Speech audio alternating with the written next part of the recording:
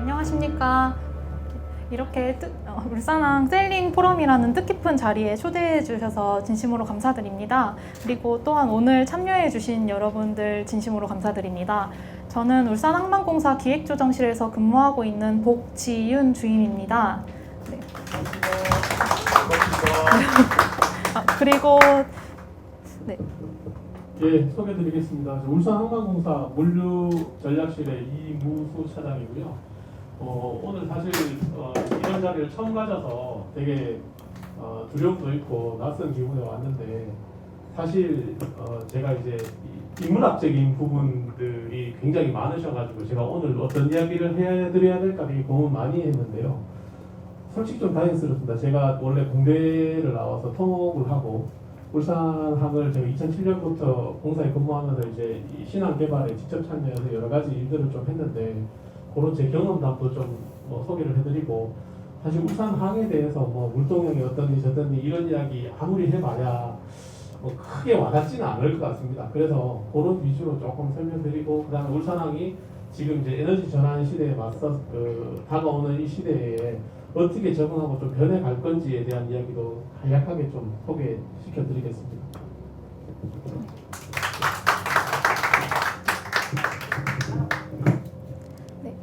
먼저 제가 울산항만공사와 울산항에 대해서 설명을 드리고 어떻게까지 지금의 울산항이 생기게 되었는지 설명을 드리겠습니다. 그리고 이어서 이무수 차장님께서 현재 사업과 미래의 사회적 가치에 대해서 이야기해 드리겠습니다.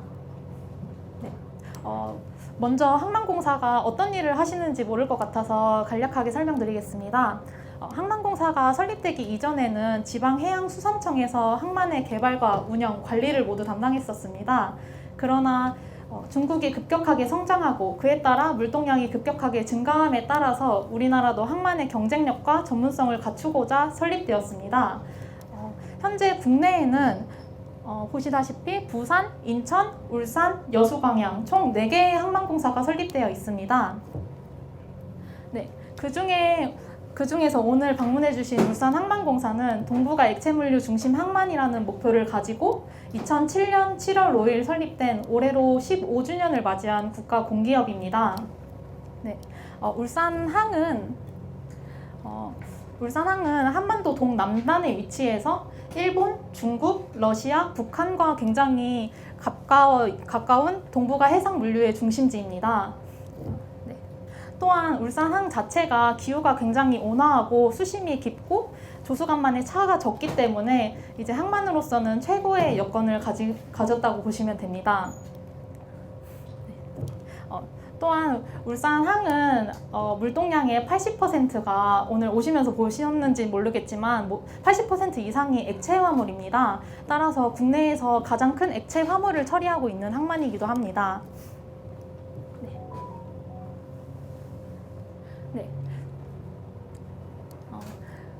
1945년 광복, 1950년 한국 전쟁과 같은 가슴 아픈 역사를 가지고 있는 대한민국은 그 당시만 해도 다른 나라로부터 원조를 받는 최빈국 중에 하나였습니다. 그러나 현재 대한민국은 원조를 받는 나라가 아닌 원조를 하는 나라로 성장한 세계에서 유일한 나라입니다. 그 과정에 있는 그 가장 큰 역할을 한 곳이 바로 이곳 울산과 울산항입니다. 네. 신라시대의 울산항은 경주의 대외 물류 중심지로서 대외 교역 중심지로서 이제 일본과 인도와 교류하는 중심지였습니다. 특히 삼국유사의 박재상 충신이 이제 눌지왕의 형제를 구하러 사마흔을 구하러 울산항에서 배를 탄 곳이 바로 울산항이라고 전해져 내려오고 있습니다. 그리고 조선시대에 와서는 세종 8년에 세종대왕이 일본과 무역을 하기 위해서 삼포를 개항하게 됩니다. 부산포, 연포, 내이포를 개항하게 되는데요. 이제 내이포는 창원이라고 보시면 되고 그 중에 연포가 바로 울산항입니다. 연포는 현재 울산의 현대자동차 부지로 사용되고 있습니다. 그리고 근대로 오시면 혹시 울산에서 유명한 음식이 뭔지 아시는 분이 계신가요? 네, 맞습니다. 네, 근대로 오면서 이제 울산항은 동해 어업 전진 기지로 발달하게 됩니다.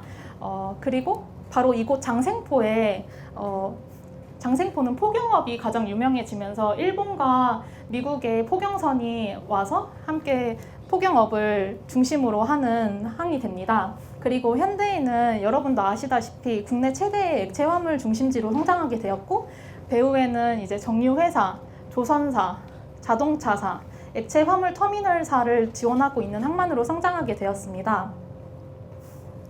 네. 울산항이 현재까지의 모습을 갖추기까지는 50년의 시간이 걸렸습니다. 박정희 대통령 때, 60년대 박정희 대통령 때 이제 우리 모두 잘 살아보자는 일념하에 시작된 경제개발 5개년이 시행되게 됩니다. 그에 따라서 국내 곳곳에는 다양한 산업 기반 시설이 들어내게 됐는데요. 62년에 울산항은 특정 공업 지구로 지정되게 됩니다. 그에 따라서 울산항 배후에도 이제 산업 정유회사나 산업 단지가 조성되게 됩니다. 그리고 그 산업 단지에 전기를 공급하기 위한 발전소가 설치되게 됩니다. 또한 식량의 자급자족을 위해서 비료 공장 또한 설립되게 됩니다. 그리고 그에 필요한 원료를 바로 울산항을 통해서 수입되게 됩니다. 바로 산업항으로서 울산항의 역사가 시작되는 때입니다. 네, 그리고 60년대 후반에 오시면은 이제 현대자동차 현대 정주영 회장이 울산의 현대자동차와 현대중공업을 건설하게 됩니다. 그에 따라서 울산항도 이제 조선과 자동차를 수출하고 수입하는 항이 됩니다. 고 정주영 회장이 현대자동차와 현대중공업을 설립하게 된 이후에도 이제 울산항은 산업도시로서 필요한 자원들이 기반 시설들이 설치되게 됩니다. 그리고 70년대로 오시면은 온산항이 끊임없이 개발이 되면서 울산항에 편입되게 됩니다. 온산항은 이제 금, 은, 동, 아연과 같은 비철금속 단지를 주로 재련하고 생산하는 국내 최대의 비철금속 단지입니다. 네. 그리고 여러분도 아시다시피 이제 근대로 오면서 이제 울산항은 세계 최대 액체 물류 항으로 성장되게 됩니다. 네. 배후 단지에는 SK, S51, 현대자동차가 있는데요. 이러한 큰 기업들이 생산하기 위해서는 바로 항만이 필수 불가결한 요소입니다. 이렇게 울산항의 이러한 폭발적인 수요로 인해서 2007년에 바로 울산항만공사가 항만의 개발과 관리를 맡게 됩니다. 그리고 2009년에는 울산항에 편입되게 되면서 이제 지금과 같은 개발 사업을 갖게 됩니다.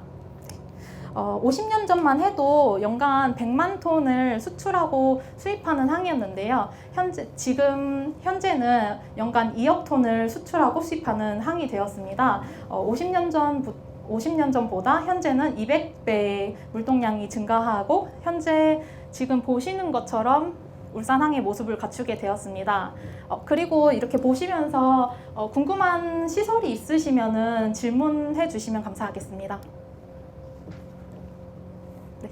저 왼쪽에 보이는 길다란 시설은 뭘까요? 네. 여러분들 혹시 울산 하면은 생각나는 기업이 뭔지 아시나요?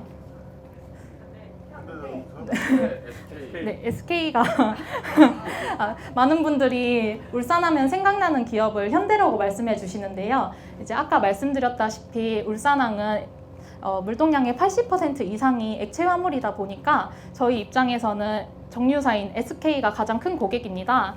바로 앞쪽에서 보이는 곳도 SK에서 운영하고 있는 SK 부두입니다. 현재 앞쪽에 보이는 부두는 SK8부두 있고요. 그 뒤쪽으로는 8765, 4321 부두까지 연결되게 됩니다. 태영 인더스트리 앞쪽에 보이는 부두가 3부두고요. 3부두에서 저쪽 바다 쪽으로 나가면서 3, 4, 5, 6, 7, 8 이렇게 부두가 있습니다. 그리고 1부두, 2부두는 아까 저희가 있었던 그 선박이 전방하고 있었던 그 항에서 저 하천 상류로 가면 SK 정유 공장과 붙어 있는 자리가 있어요. 그쪽 가면 이제 SK 1부두, 2부두가 이런 형태와 틀리게 그 육지에 이제 붙어 있는 부두로 돼서 그렇게 1부두, 2부두가 있습니다. 저게 파이프라인 같은 건가요? 예, 지금 여기 그 다리처럼 보이고 다리 위에 이렇게 이제 철 구조물들이 있는데 저것들은 이제 선박에서 액체 화물들을 내리고 실을 때 쓰이는 이제 파이프라인들이고요. 이 파이프라인들은 뒤쪽에 가는 저 탱크 저장 시설로 가는 것도 있고 주로 탱크 시설로 갑니다. 탱크 시설로 가서 넣었다 뺐다를 하고 있고 또 거기서 나머지 탱크에서 연결되는 파이프들은 공장 안까지 다 들어가 있기 때문에 실제로 그러니까 자동차로 운반을 하는 화물들은 거의 없다고 보시면 되고 그 액체 화물들은 전부 다 저런 파이프라인으로 펌프로 이용을 한다고 보시면 됩니다. 그러면 저기 설명해 주신 김에요. 현대중공업이 여기서부터 저기 그다음에 이제 우리는 오늘은 그쪽 안 갈 텐데 저쪽까지 있지 않습니까? 네네. 현대중공업의 정관이 펼쳐지는데 네. 그게 한꺼번에 생긴 건 아닐 것 같고 역사적으로 쭉쭉 발전한 것 같아요. 그 부분도 혹시 설명해 주실 수 있나요? 아, 네. 바로 앞쪽에 보이는 곳은 저 뒤쪽에 오른쪽으로 보이는 곳이 바로 현대중공업입니다.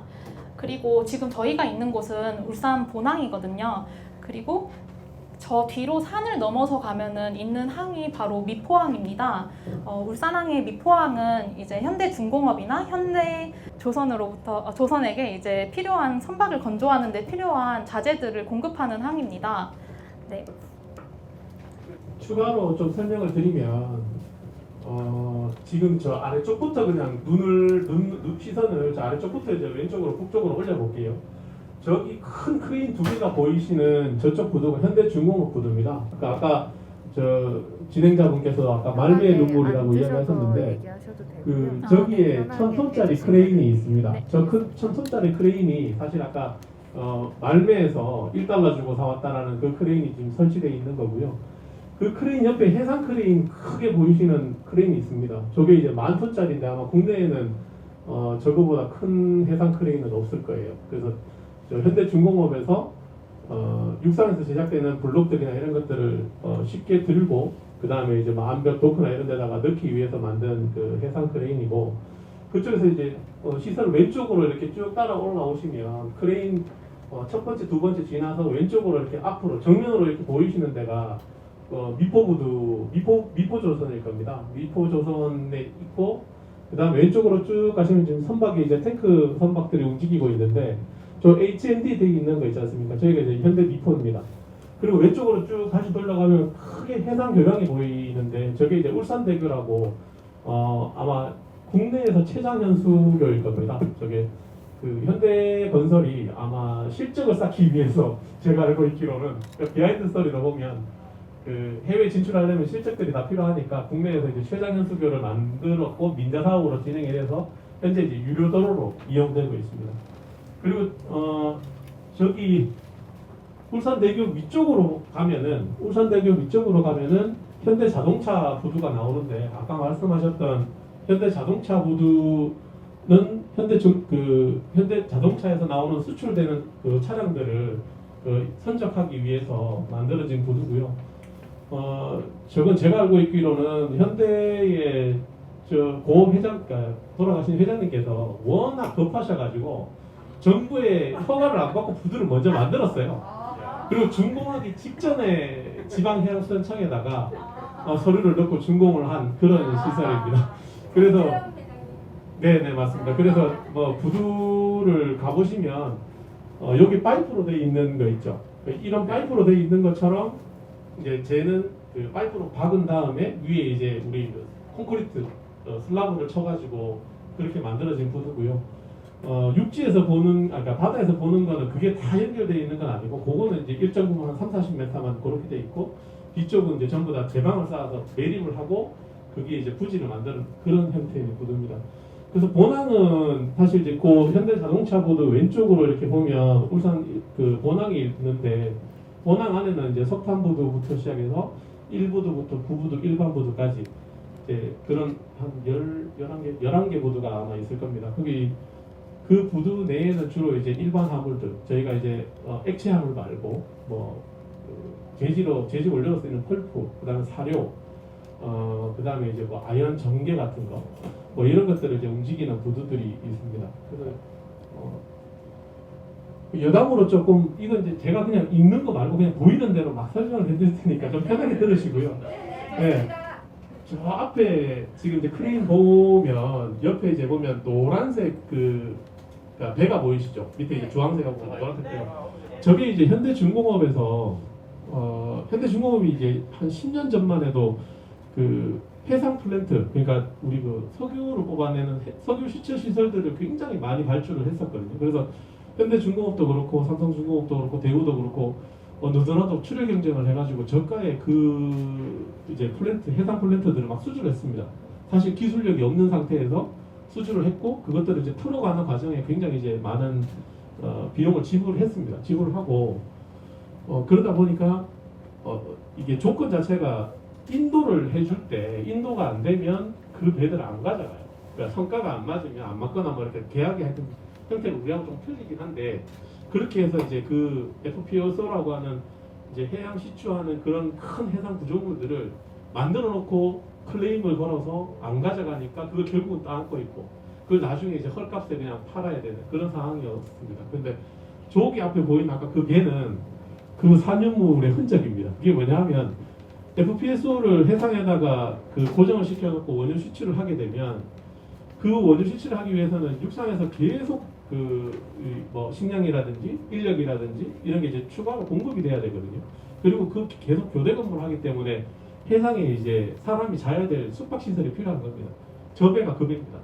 저 배가 숙박 시설로 이용되는 그런 배고 그다음에 이제 육상으로 따지면 어떤 그 전진 기지 같은 해상의 전진 기지로 쓰이는 배인데 저 배는 만들어 놓고 아직 팔지를 못하고 있는 거예요. 그러니까 예전에 한번 어디더라? 하여튼 유럽에서 이제 그 해상 그걸 살려고 왔는데 이제 너무 저가로 불러가지고 현대중공업이 이건 도저히 자존심 상해서 못 팔겠다라고 이제 하고 있고 저게 이제 있습니다. 저 안에는 제가 알고 있기로는 그 수영장도 있고요.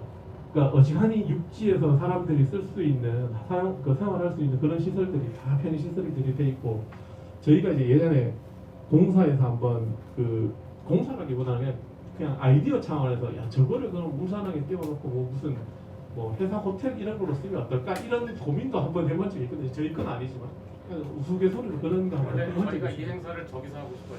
아 그렇습니다. 예, 예. 네, 그러니까 저는 사료를 엄청 했어요.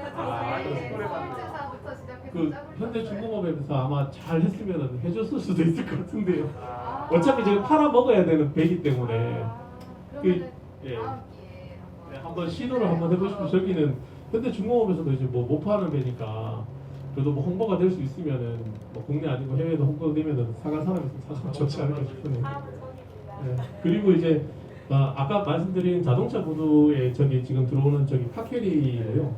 뭐 글로비스라든지 뭐 여러 가지 이제 그 카케리 회사들이 있는데 저 배들은 이제 차량을 통상 한 2,000대에서 4,000대 정도 이렇게 실을 수 있다고 합니다.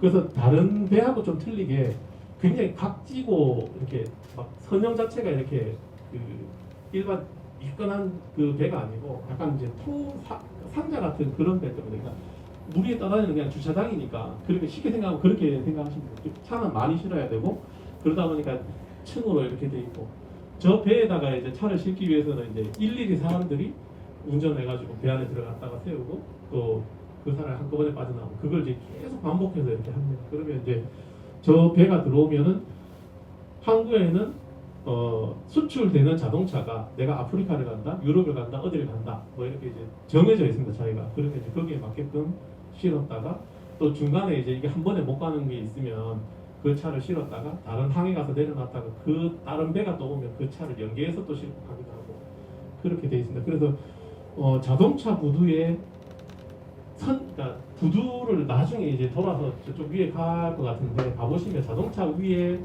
그러니까 자동차 부두 위에 차량들이 이렇게 쭉 있으면 현대자동차가 지금 공장이 잘 돌아가는구나 안 돌아가는구나 그게 한눈에 보이실 겁니다. 오늘은 아마 가면 저도 안 보고 왔지만 현재 이제 그 화물연대 파업을 계속 하고 있어서 그 아마 좀 빈자리들이 많지 않을까. 저희 본항에도 있거든요. 그쪽에 지금 상당히 많이 비어 있습니다. 그래서 지금 빨리 화물연대 파업이 종료가 됐으면 하는 바람입니다. 녹색 기둥은 항로 표시. 예, 이게 지금 녹색으로 보이시는 왼쪽에 이제 이게 스파 부위인데요. 항로 표시를 하는 그 부위고, 요게 녹색만 있는 게 아니고 반대쪽에 보면 빨간색도 있습니다. 그래서 이제 이게 빨간색과 녹색은 우리 차량으로 보시면 상향과 하행선, 그러니까 두 개를 나눠 놓죠. 그것처럼 항로 안에도 조 표시가 빨간색이 있고 녹색이 있고 있으면 배가 드나들 때 이거 국제적으로 동일합니다. 무조건 빨간색과 녹색만 통용이 되고요. 노란색 부표는 임시적으로 설치하는 그 항행 제한 구역을 표시한다든지 아니면 임시적으로 공사 구역이 있다든지 이런 것들로 이제 부위를 설치를 하고 있습니다. 요거 같은 경우에는 이제 스파 부위라고 해서 밑에 이제 고정식 비슷하게 이렇게 박는 게 있고요. 네네. 네. 지금 제가 보니까 이건 그냥 기본적으로 말씀드리면 배에 보면 파란색이 있고 밑에 주황색 표시가 있지 않습니까? 그러니까 주황색이 아니고 이게 좀 고동색인가요? 네, 갈색 같은 거. 저 갈색 선이 배가 실을 수 있는 최고의 만재를 했을 때 조선까지 딱 실립니다. 배가 이제 물속으로 딱 깔아앉을 거지 않습니까? 그러면 이제 저 배가 화물을 최대한 실을 수 있는 선적까지 다 실으면 저 갈색 선이 찰랑찰랑찰랑 끓이면서 이제 거의 장길랑 말랑 한다고 보시면 그럼 이 됩니다. 현대자동차를 실어 나르기 오는 건빈 상태로 오지 않을까요? 아닙니다. 이게 이제 차도 여기로 오나요? 이렇게 보시면 됩니다. 그러니까 아까 제가 말씀드린 것 중에 컨테이너도 마찬가지고 일반 이제 카케이드도 마찬가지인데 화물을 실어서 그러니까 통상적으로 저희들이 보면 물건을 실어가지고 여기가 기항지니까 여기 다 내리고 아니면 빈 차를 갖고 와서 여기서 물건 다 싣고 나간다라고 생각하지만 그게 아니고요. 저희들은 말 그대로 그냥 택배사 비슷합니다. 그러니까 택배사가 아니고 택배사라고 보시면 되죠. 그러니까 배를 실은 상태에서 내가 일본도 갔다가 광양도 갔다가 인천도 갔다가 그러면 이제 내가 여기 내려주려면 내리고 실을 쓰면 실고 이렇게 되는 거죠. 그러니까 아까 그게 무슨 얘기인지. 지금 펜츠를 싣고 온 게 아니고 예. 수익 차량들도 실려 있다고. 예. 그러니까 지금은 평형수를 실었는지 안 실었는지는 정확하게 모르겠지만 여하튼 아까 그 갈색 고동색 선에 거의 다 와 있다라고 하면 기본적으로 화물이 다 찼다고 보시면 되고 그리고 조금 전에 평형수 이야기하시는 거는 배가 움직일 때 화물이 많이 없고 배가 많이 떠 있으면 배가 롤링이 되게 심해집니다. 그러니까 이게 선박이 높아지니까. 그래서 이제 그 평형수 채우는 것들은 이제 안전을 위해서 채우는 경우도 있는데 통상 그 화물을 채웠다고 보시면 되고 저 반대편에 지금 공선들이거든요. 지금 현대 미포부 의장 암벽에 붙어 있는 저런 탱커선들을 보시면 색깔이 확연하게 보이실 거예요. 그리고 앞에 여기 배 떠 있는 것들도 보면 앞이 약간 들리긴 했지만 뒤쪽 그 선미 쪽에는 그 색깔이 그러니까 이 고동색 부분이 얇게 보이고 선수에는 좀 넓게 들려 있고 이렇지 않습니까?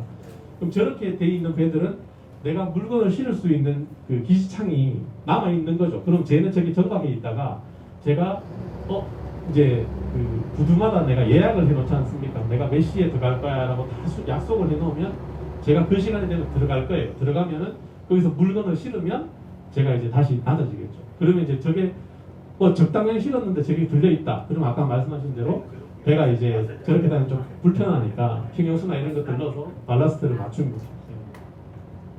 저 뒤에 저 쪽에는 지금 물을 빼고 그렇죠. 저런 것들은 그 평형수를 일정 부분 채워가지고 다니는 거를 있다고 이야기했지 않습니까? 그러면 이런 같은 경우에 이제 평형수를 채워놨던 기지창에 화물을 실기 위해서 물을 뺄 수도 있는 거고요.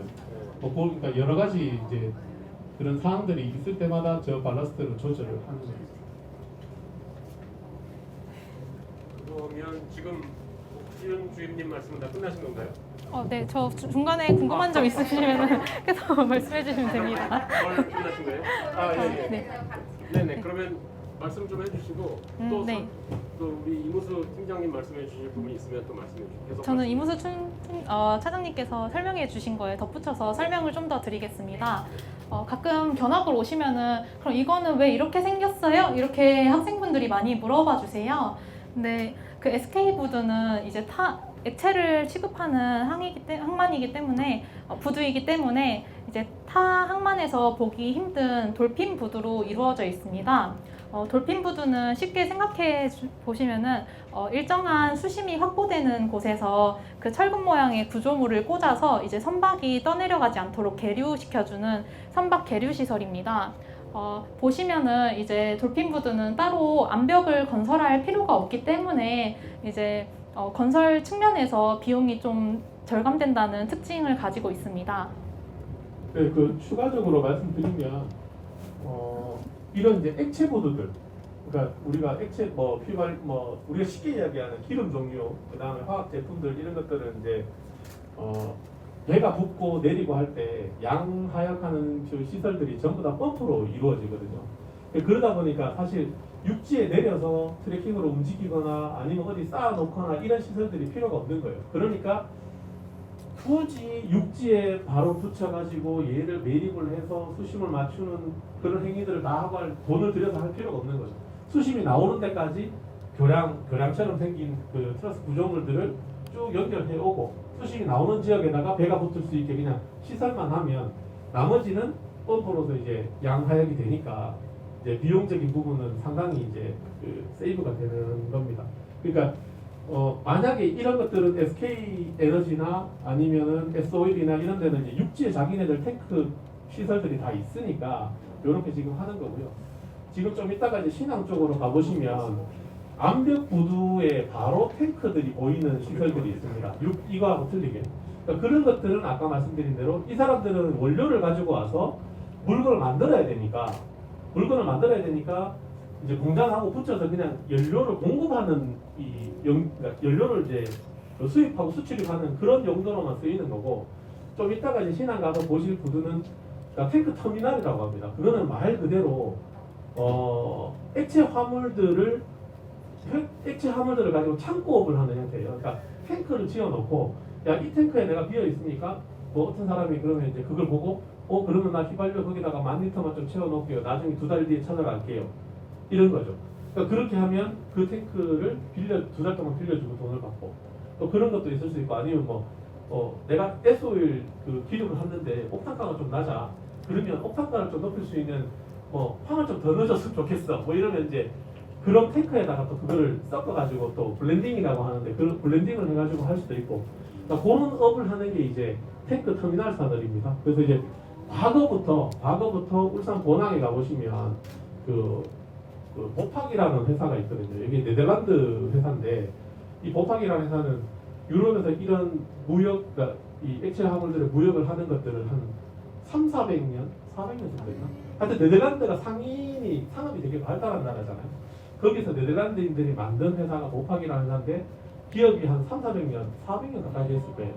그 회사가 국내에 이제 지사 개념은 아니고 아마 내국인한테 이제 보팍 이름을 걸고 회사를 만든 게 이제 보팍 코리아라고 있습니다. 거기서 이제 그 본항 가시면 탱크가 이렇게 뒤쪽 막 있어요. 그러면 이제 우리 부두를 통해서 이렇게 넣었다 뺐다가 이걸 계속합니다. 그러니까 그거 보팍뿐만 아니라 신흥사도 있고 KTX도 있고 이제 여러 가지 터미널들이 있는데 울산에는 그런 탱크업을 하는 사람들도 있고, 그 다음에 이제 SK나 S-오일이나 이런 데처럼 자기 원료를 수입하고 원료를 정제한 것들을 수출하고 이렇게 하는 이제 그러니까 액체화물 취급하는 형태들이 두 부류가 있다고 보시면 됩니다. 크게. 요 배들은 다 원유 실험대인가요? 이게 주로 이제 원유긴 하고요. 제가 여기 원유 취급하나? 네, 여기 다 네. 원유로 여기는 이제 원유라기보다는 제품류라고 보시면 됩니다. 그러니까 원유는 이따가 이제 해상으로 나가시면 볼 수 있을지는 모르겠는데 V라고 있습니다. V라고 있는데 그게 이제 바다에 떠 있는 양하역 시설인데 얘가 원유를 주로 이제 옮깁니다. 큰 30만 톤짜리, 35만 톤짜리 원유선들은 수심이 여기 들어오려면 수심이 한 20m 이상 나와야 되거든요. 그러니까 그런 배들은 이제 저만시키려면 배도 일단 사이즈가 어마어마하게 크고, 그러면 이제 이 시설하는 비용도 상당히 크니까 이제 울산 같은 경우에는 원유들은 전부 다 부위에서 내린다고 보시면 됩니다. 부위는 바다에 떠 있고 그 바다에 떠 있는 이제 이 튜브 같은 놈이 있는데 거기에 이제 펌핑 시설들이 다 있어요. 그러면 원유선이 거기 와서 붙으면 내가 이제 그 펌핑 시설에 있는 관과 배에 있는 관을 연결을 하면 그 다음에 이제 펌프를 돌려서 이제 그 창고 안에 있는 원유들을 다 실어서 빼내는 거죠. 그러면 이제 그 원유들은 점도가 상당히 높거든요. 그러니까 우리가 생각하는 뭐 기름 그런 거 휘발유 딱 생각하지만 실제로 원유라고 보시면 그냥 걸쭉한 그 기름덩어리, 시커먼 기름덩어리 있지 않습니까? 그런 놈이거든요. 그러니까 걔들은 어떻게 움직이냐면 육상에서 스팀을 만들어요. 뜨거운 스팀을 만들어가지고 그 배관 안에다가 스팀을 집어넣으면 이제 그 배관이 뜨뜻해지죠. 그럼 뜨뜻해지면 쟤들이 이제 점도가 자꾸 낮아져서 쉽게 움직여집니다. 그렇게 해서 이제 배를 뺐다가 넣었다가 이렇게 할 수 있는 넣는 일은 없겠죠. 원유를 다시 넣는 일은 없고 다 빼는 식으로 그렇게 하고 있고 여기는 주로 이제 원유가 아니라 제품류라고 보시면 됩니다. 거기 휘발유, 디젤류. 뭐 네, 섞은 맞습니다. 것이 그런 제품류라고 보시면 됩니다. 엄청나게 복잡한 테크가 왜냐하면 이제 탱크가 여러 개가 있고 거기서 탱크에서 뽑아가지고 옮기려면 이제 파이프가 없어요. 그러니까 요렇게 생긴 배들이 비슷하게 생긴 놈들이 있는데 이 배가 이제 여기서 좀 잘 안 보이긴 한데 요즘 우리나라에서 이제 LNG 선들을 많이 수주를 하지 않습니까? 그러면 이제 LNG 선들을 보시면 좀 차이가 나는데 여기서 지금 뭐 잘 안 보여서 제가 설명을 못 드리겠습니다만 그 위에 이제 파이프라인이 막 저렇게 막 생긴 놈들 중에 케미칼을 움직이는 애들도 있고 LPG로 움직이는 애들도 있고 이런 제품류로 움직이는 수도 있는데 케미칼 선들은 주로 사이즈가 크지 않아요. 한 3만에서 한 5만, 크면 7만 정도. 7만은 잘 없고 한 3, 4, 5, 6 정도 되는 이거 뭐 이야기 돼서 지금 감이 안 오실 건데 여하튼 원유선을 움직이는 것보다는 많이 작다. 그러니까 적당한 크기의 그 운반선들이 움직인다. 이렇게 보시면 되고 LNG 같은 경우에는 아까 얘기했듯이 원유 움직이듯이 어마어마하게 큰 배가 움직입니다. 근데 이제 그런 LNG 선들은 뭐 10만 톤이 됐든 뭐 이런 이제 큰 배들이 움직이고요. 지금 이제 또 추가로 잠깐 그냥 말씀드리면 저 앞에 이렇게 빨간색 등대 보이시지 않습니까? 네. 저게 이제 울산항의 동방파제라고 해서 그 빨간색 등대가 있고 왼쪽으로 쭉 가면 이제 노란색 등대가 이제 하나 보이실 겁니다. 그 이제 그러니까 이렇게 보시면 돼요. 등대하고 그러니까 등구표는 무조건 뭐가 그러니까 튀어나오거나 뭐가 배가 부딪히거나 이런 걸 다 인식시키기 위해서 무조건 붙어 있는 시설이라고 보시면 표지를 그러니까 그래서 우리 항로 표지 시설, 그러니까 표지 시설이라는 용어를 쓰거든요. 그래서 그렇게 그냥 단순하게 생각해서 아 내가 이 끝에 가면 바가 뭐가 있어 이런 것들은 다 등급표가 있다고 보시면 돼요. 그렇게 되고 지금 이제 여기가 SK8보드고요. 오른쪽에 보시면 도움처럼 생긴 콘크리트 구조물이 보이실 겁니다. 지금 이제 크레인들이 막 올라가 있는데 저기가 울산신항 북항입니다.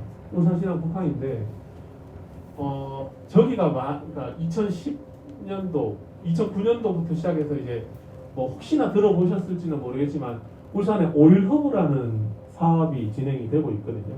오일허브가 지금 현재는 이제 에너지허브라는 명칭으로 지금 진행이 되고 있는데 그 오일허브가 석유공사가 산업산자부하고 기획을 해서 국가에 이제 우리나라도 산유국 그러니까 이게 비축기지 이런 것들을 통해서 오일이 트레이딩되고 상업적으로 움직일 수 있는 그런 것들을 해야 돼라고 해서 최초에 실시한 거는 이제 지금 거제도하고 가까운 여수 쪽에다가 오일허브 1단계 사업이 진행이 됐어요. 그래서 여수에는 오일허브가 OKYC라고 그 민간 사업자가 이제 탱크 터미널을 만들어서 이제 유류를 그 저장하고 내리고 하는 그런 것들을 지금 만들어 놓은 게 있고 그 후속 작업으로 울산에도 이게 필요해라고 이제 시작이 됐다가 현재는 이제 그 사업이 여의치가 않아서 지금 앞에 이게 보시면 콘크리트 동처럼 생긴 저놈이 LNG를 저장할 수 있는 그 가스 탱크입니다.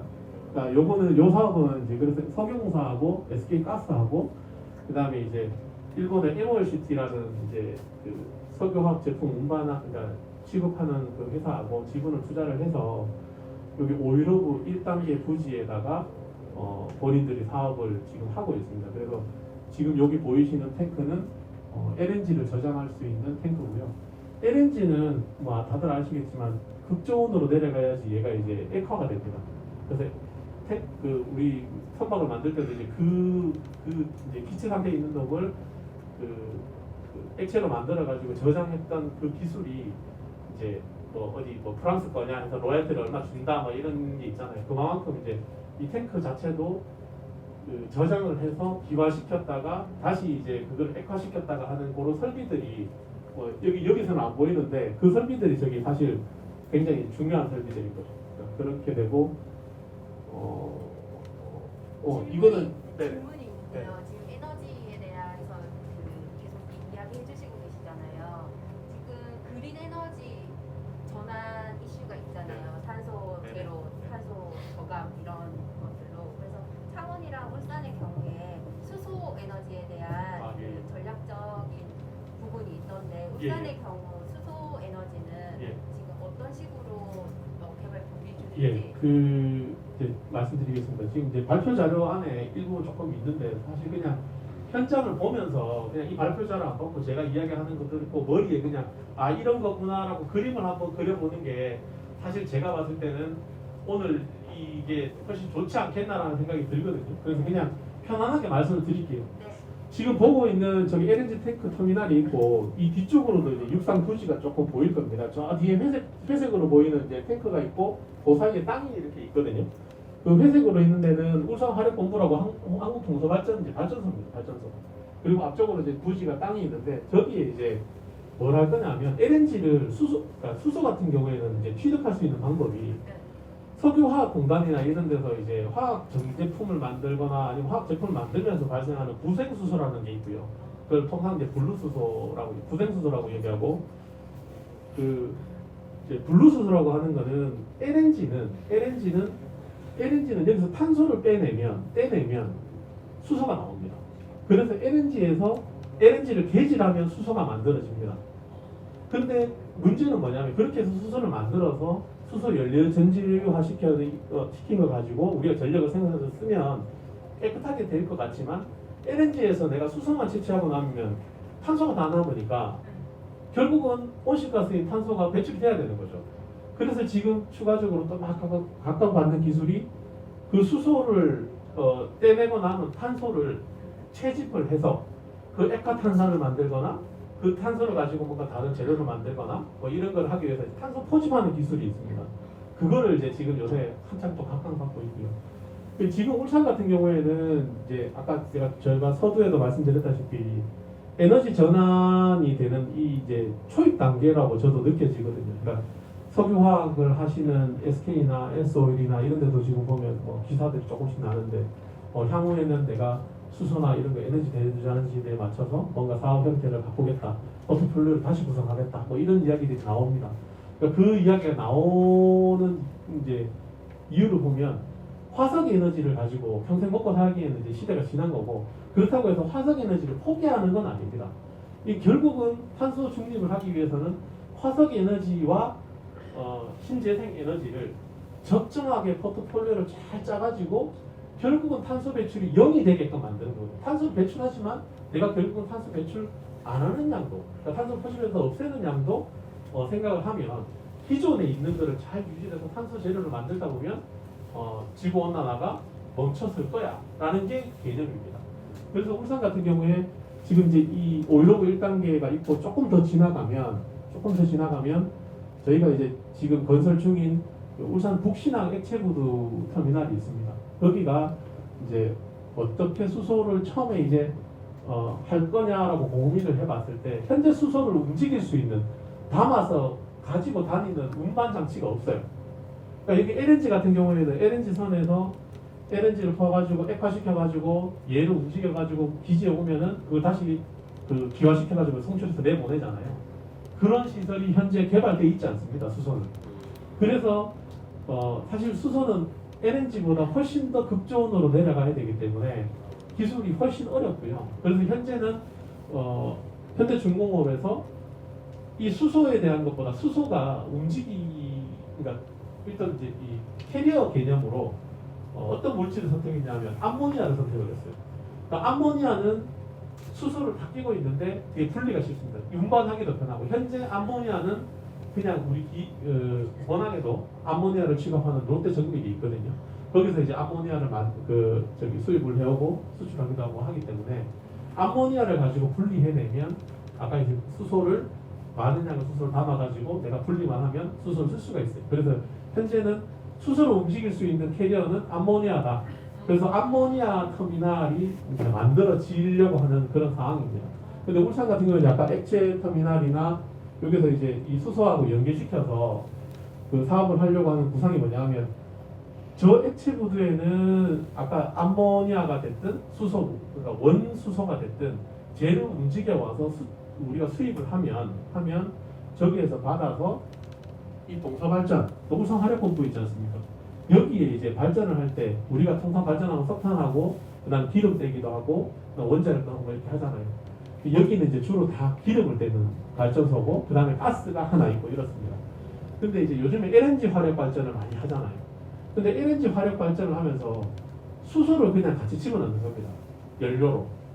그러니까 수소를 같이 태우는 거죠. 같이 태워서 그러니까 가스를 떼는 것보다 수소를 같이 이렇게 열량화시켜서 떼면 내가 LNG를 떼는 것보다는 탄소가 덜 배출되잖아요. 그만큼의 내가 탄소 저감을 하겠다라는 겁니다. 그래서 이제 저희가 수소를 수입을 하는 기지가 됐든 뭘 만들게 되면 그 파이프라인을 통해서 이 울산화력본부로 이제 송출을 해주고 그럼 울산화력본부에서는 기존의 복합 LNG 화력 발전소를 내가 LNG 플러스 수소를 집어넣어서 떼다 보면 지금 LNG 떼는 것보다는 탄소를 좀 줄일 수 있어. 10% 줄일 수 있어. 뭐 이렇게 되는 거죠. 개념 자체가.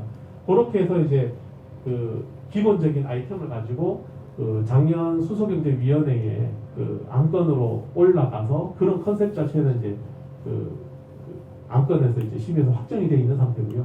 현재 해양수산부에서는 전국에 이제 우리 울산뿐만 아니라 평택, 그다음 부산 이제 한 6군데 됩니다. 6군데 되는데 이제 이 수소와 관련돼 있는 이런 항만도로 주요 거점을 어떻게 만들까? 그러니까 그런 것들을 이제 어떻게 컨셉을 잡으면 제일 국가 경제에 도움이 될 건지를 그러니까 연구하기 위한 용역이 현재 발주 중이고요. 한 2년짜리로 해서 용역이 진행되고 있기 때문에 그거 되고 나면 한 2024년 말이나 25년쯤 되면 자 울산항에는 수소를 수출할 수 있는 전진 기지로 만들 거야라는 이제 비전이 확실하게 제시되는 그렇게 생각해 보시면 그렇게 알고 계시면 될 것 같습니다. 울산항의 미래에서 LNG 특화항만이라고 지금 되어 있는데 지금 보시면 이제 물류랑 건설이랑 이제 서로 이렇게 시너지를 내기 위해서 물류는 에너지 연관 수요나 이런 것들을 조사하고 건설은 LNG 관련돼 있는 항만 시설들을 투자를 하는 그런 이제 사업이고요. 조금 전에 제가 막 두서없이 막 이야기했지만 515 1단계 하우스를 공급 완료 이렇게 돼 있는데 지금 보시는 게 이겁니다. 이게 515 1단계고요. 515 1단계의 부지는 약 30만 2천 제곱미터 정도 됩니다. 거기에 이제 그 가스탱크 두 개 하고 그 다음에 옆에 보시면 이제 장난감처럼 보이는 조그마한 탱크들이 있습니다. 저 탱크들이 일반적으로 유류를 취급하는 탱크라고 보시면 됩니다. 그래서 요것들이 1단계 사업이 완료가 되고 나면 LNG 선이 이 앞쪽에 보이시는 이제 탱크 두 개가 보이는데요. 이 앞에 이제 10만 톤급짜리 LNG 선이 여기에 이제 접안을 할 거고요. 접안해서 이제 이 탱크에 LNG를 이제 넣고 빼고 하는 그런 같은 과정이 있을 거고 이 LNG 탱크는 주로 수요처가 우리 가정에 쓰는 LNG는 아닙니다. 이 LNG는 여기에서 이제 한 5, 6km 떨어져 있는 그 LNG 발전소가 있는데 그 발전소에 이제 주로 발전을 하기 위한 LNG를 공급하기 위한 시설로 보시면 됩니다.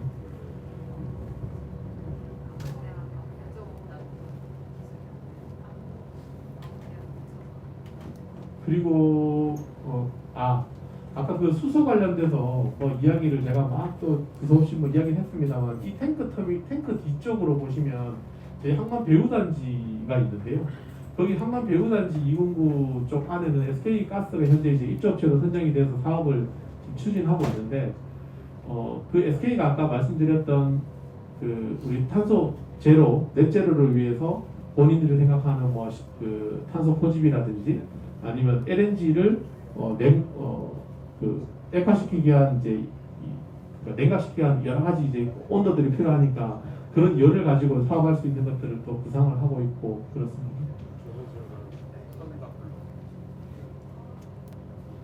네.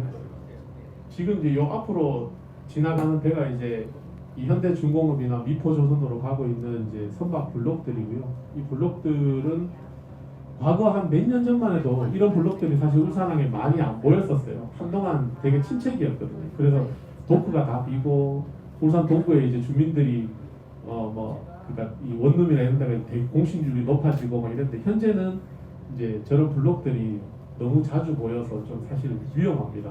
저게 이제 보시면 요 예선이 이렇게 지금 옆에 차고 이렇게 가고 있는데 저 빠지 위에 블록들이 실려 있는 저 배는 동력선이 아닙니다. 그냥 그 아무런 프로펠러도 없고 엔진이 없기 때문에 저 바지에 걸려져 있는 그 로프 있잖아요. 저 로프가 만약에 툭 끊어지면 쟤는 이제 그냥 정처없이 떠가야 되는 그러니까 되게 위험한 사고로 이어지는 수도 있습니다. 그리고 저기 신양만에 컨테이너 터미널이 있는데 사실 울산항에서는 네. 컨테이너 터미널의 비중은 크진 않죠. 예, 전체 물동량에서 크진 않고요. 그 신항에 컨테이너 부두가 하나 있고 온산항에 컨테이너 부두가 하나 있는데 그 두 개 부두가 지금 처리하는 물동량은 한 60만 정도 되죠. 60만 정도 되는 거고. 하지만 TU 네, 그러니까 1년에 뭐 부산이나 뭐 광양이나 인천에 이런 데 비하면 엄청 비중이 작고요. 20년 기준 53만이요. 네. 그리고 왼쪽으로 보시면 여기가 이제 방파제인데요. 울산 신항 북방파제입니다. 이게 총 길이가 한 3km쯤 되나? 전체 길이가. 그 지금 이렇게 파란색으로 뭐 방충제 같은 게 보이시고 할 텐데 여기가 뭐냐면 이제 이 오일허브 1단계 사업에 부속으로 되어 있는 선석입니다. 여기가 이제 12만 톤짜리 배가 붙을 수 있는 선석을 방파제를 활용해서 저희 공사가 이제 만들었고요. 여기에서 입출하되는 이 액체 화물은 이게 지금 현재 건설해 놓지는 않았지만 여기에서 해저 배관을 통해서 그러니까 여기서 이제 파이프라인이 물속으로 들어가 가지고 이 앞쪽에 보이시는 이 바다로 횡단을 해서 저 건너편으로 넘어가는 그러니까 그렇게 컨셉이 지금 짜져 있고 그거는 이제 필요시에는 그 시설들을 하게 될 겁니다. 근데 현재까지는 아직까지 그 계획은 뭐 수립되지는 않았고 컨셉 자체는 그렇게 돼서 이 부두를 만들어 놓은 거고요. 지금 여기 말고 여기는 이제 이 진짜 그냥 말 그대로 입출하를 위한 부두로 쓰고 있는 부두고 부두를 위해서 만든 거고 지금 앞쪽에 지금 배가 지금 보이시지 않습니까? 저기는 이제 그러니까 배가 붙어 있는데 방파제에는 통상적으로 배가 붙지를 않습니다. 붙지를 않는데 이게 이제 예전에 해양수산부에서 혁신 아이디어로 채택된 건데 이게 뭐냐면 방파제를 방파제는 맨날 파도만 맞고 있는 거야? 여기 얘들 배를 좀 붙일 수 없어? 배 붙여서 뭐 할 건데? 라고 했는데 이게 이제 TS 부두라고 해서 선박과 선박 사이에서 물건을 서로 주고받고 할 수 있거든요. 그러니까 액체 화물들은 사실 그런 게 좀 많습니다. 그러니까 내가 탱커에다가 안 집어넣고 내가 큰 배가 이렇게 있는데 나 지금 뭐 예를 들어서 일본에서 하는 물건이 있는데 내가 지금 광양에 좀 가야 되는데 굳이 내가 가야 돼? 아니에요. 내가 작은 배 데리고 와서 얘 싣고 갈게요. 이런 것들이 생기거든요. 그러면 이제 그걸 퍼나르는 그러니까 배에서 배로 화물을 이적해서 그 작은 배가 또 다른 연안으로 가기도 하고 이런 것들 하는 게 TS 부두인데 그러면 그거 하려면 그냥 배에서 물 위에 떠가지고 있으면 좀 위험할 수 있으니까 어디 좀 붙어서 할 데 없어? 라고 생각하기 이거죠. 그러니까 방파제가 이제 바깥쪽에는 이 콘크리트 벽 바깥쪽에는 이제 외항이라 그래서 지금 여기보다는 훨씬 더 파도가 셉니다. 좀 세고 이 방파제는 잘 아시겠지만 여기에 암벽 시설 안에 배가 정박을 할 때 그냥 요동치지 말라고 파도를 막아주는 기능을 하고 있거든요. 그러니까 이 안쪽에는 쉽게 얘기해서 뭐 그냥 아무런 기능이 없는데 그냥 그런 기능을 넣어놓으면 좋지 않아라고 해서 저게 구상이 됐고 저 시설들이 저렇게 만들어져서 현재는 이제 저런 배들이 붙으면 아마 지금 그 TS 다 했는지 안 했는지 모르겠지만 아까 그런 작은 배들이 옆에 붙고 그러면 이제 그걸 이적하는 그런 것들을 할 수 있을 겁니다. 참고 저런 방파제 건설하는 게 이야기 쉽게 1m 정도 만들면 어느 비용요. 네. 예를 들자면 요 북방 화재 같은 경우에는 메타당 1억 5천만 원 들었어요. 1억 1m 가는데 1억 5천. 근데 여기 말고 지금 이제 다음번 갈 때 말고 그 밑으로 내려가면 이제 진화 광양 쪽으로 내려가면 이제 울산신항 2단계라고 있거든요. 현재 지금 반파제를 열심히 만들고 있는 데가 있는데 거기는 수심이 훨씬 더 깊습니다. 왜냐하면 오이러브 2단계에는 중력식 부두인데, 그러니까 아까 이런 부두를 만드는데 선박이 20만 톤짜리가 붙는 걸 계획을 해놨거든요. 그래서 거기에는 수심이 깊다 보니까 그 배가 붙어서 좀 항내의 정원, 그러니까 이제 그 잔잔하게 만드는 걸 하려고 하다 보니까 그 배가 들어와야 되는 폭도 필요하고 뭐 다른 배들도 지나갈 수 있고, 그러니까 항로가 있어야 되잖아요. 그런 것들 고려하니까 이제 방파제가 자꾸 밖으로 나가는 거예요. 밖으로 나가다 보니까 수심도 깊고, 그 수심이 깊으면 그러니까 집안이 이렇게 꿀렁꿀렁한 물렁물렁한 집안들이 많아집니다. 통상적으로. 그러다 보니까 거기에는 이제 많은 집안 처리를 하고 집안을 단단하게 만드는 그런 작업들이 필요하다 보니까 비용이 상대적으로 저기는 2억 5천만 원 매다당. 그래서 뭐 돈이 어마어마하게 그냥 들어간다고 보니다